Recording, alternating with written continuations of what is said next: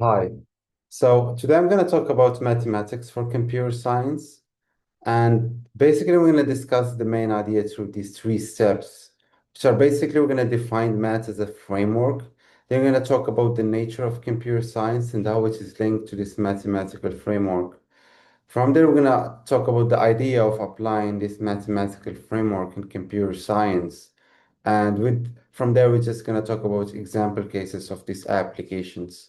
And then we're going to conclude through this subject. So what I mean by math as a framework is we tend to see math as a field, and I get that, but that comes from the discussion of whether math was invented or explored. And I'm more tend to the fact that it was explored because through the universe, that's where we find out the idea of math, where we saw like the patterns that exist in every element or the quantifying or the connections that exist through the universe. And from there, we got hooked to the idea of math as a concept. But from there, we did abstract that mathematical field or a framework to something beyond the real world, something imaginary. But it still respects every rule or everything that exists in this universe, which tend to see maths as an underneath layer and the universe more like an implementation of this abstracted layer. And now I'm going to talk about how we're going to link this mathematical framework in the computer science. So the computer science, leave it as a field, but as the application of the machines that we have, we can see that the machine physical definition states as the use of these natural properties, whether it be electricity or a mechanical use of the disk or anything like that, which would give us an expected behavior of that physical property. But the machine doesn't stop there. It has an imaginary part too. And that imaginary part is what completes it. But that imaginary side, it doesn't come from the physical side, but it's rather a concept or an idea of a design that we made through that physical combination of properties. And that design comes from the human idea, of course. So that imaginary side that was executed through that design, it's just, let's say, a chunk of that abstracted layer, which is the mathematical layer or mathematical field. So to be precise, the imaginary part of the computer or the machine that we have, we're not going to say it's the whole layer of the abstracted field that exists in this universe, but it's more like a chunk of it. And we're going to discuss why it is a chunk, it's not the whole layer later. So how we can apply math and computer science?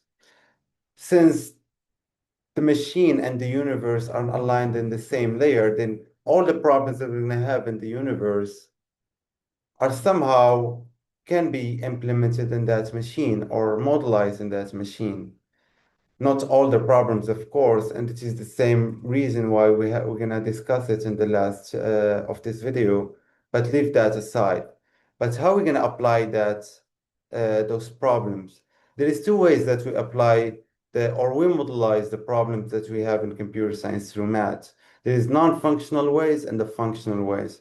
The non-functional ways are like something hooked to the machine that we make or to the systems that we design, which are mainly about correctness or performance.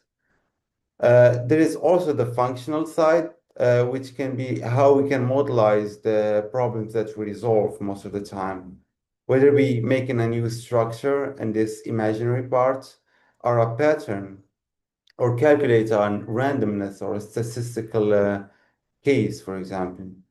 So we can conclude from here that the mathematical framework that we have, we can use it as a backdoor hack through the problems that we have in the universe and this imaginary field that we created in the machine. And from there, we can resolve any solution that we have. Well, typically not all the solutions. They have these problems that we can't resolve some part of solutions in an efficient way or in a performance way. And that same goes for the exact reason that we're not covering the whole abstracted layer of the mathematical field. So I'm going to discuss some cases of these applications of maths. And the first one is correctness, which is a non-functional way. So the first thing we need to modelize is the problem that we have of this correctness and or to resolve this correctness. And to do that, we need to modelize the design. And we can do that by making a state machine or an invariant principal use where we can abstract such systems as steps or states or decisions. So we have this true combination of these elements or abstracted elements. And from there, we can take the inputs, whatever we have, that it's going to be scaled through the function or through the design system. And from there, we're gonna just use that abstraction in our mathematical abstraction framework that we have. And we can resolve that as a recursive step where we can use recursion, or we can use multiple principles, for example, the invariance principle, where we can prove that a state is invariant through all the states of the machine, which is going to prove the correctness of that system through any scale of input. So that's an example of a non-functional implementation of math. And I want to talk about a functional way. And the most used, not used one, but let's say a famous one to me or a preferable one to me is modelizing randomness. Since randomness is something that it cannot be created or generated through the machine, nor can it be comprehended through the machine. So we need to have a model of it so we can digest it or emulate it at least through that machine. So that's pretty much what's stated here. Machines are designed to work in a deterministic way, and introducing randomness is strange as a concept with the machine. So randomness, as I said, will never implement it natively, but only can be emulated. So we can give an example of how we can implement randomness or let's say understand randomness through the machine. An example for that is when Facebook did create their service, there was like a big load on them, and they need to make sure that the load, even though it's going to be a big margin of randomness through the each load that's going to go through each load balancer, they need to make sure that that randomness is containerized or at least controlled, so they can know the limits or the edge cases where on what's going to happen. And an average of that randomness won't be enough or through that variation of the load. They need to make sure to have a superior limit and an inferior limit. And probability of math did help us a lot to resolve that, where we can calculate the expectation or the variance of those inputs and have used the principles of Markov or Chernoff series to have a limit of where that randomness can be safe on the load balancer implementation that we have in our design and where it's going to be dangerous. So we're going to tweak our load balancer load or design or performance so it can support any random edge case that could happen through the inputs that we have. And as a conclusion, I would say, or I would ask, if we can modelize everything mathematically, since the universe is layered in a mathematical abstracted framework, does that mean we can modelize every problem in a computer science?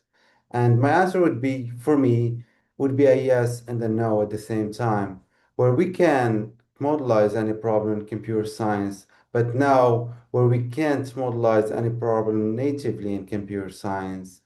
And the reason is, uh, which we're gonna answer the question that I asked before, where in computer science or the imaginary part of it that we designed, it only operates on the discrete layer of the mathematics instead of the whole layer, which includes even the continuous layer or continuous space or part of it.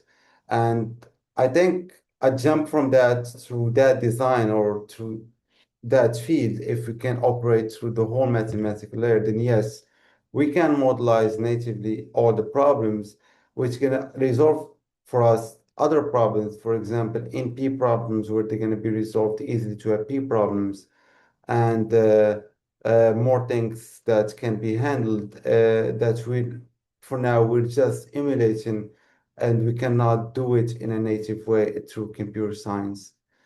So yeah, thank you for watching, and see you in the next video.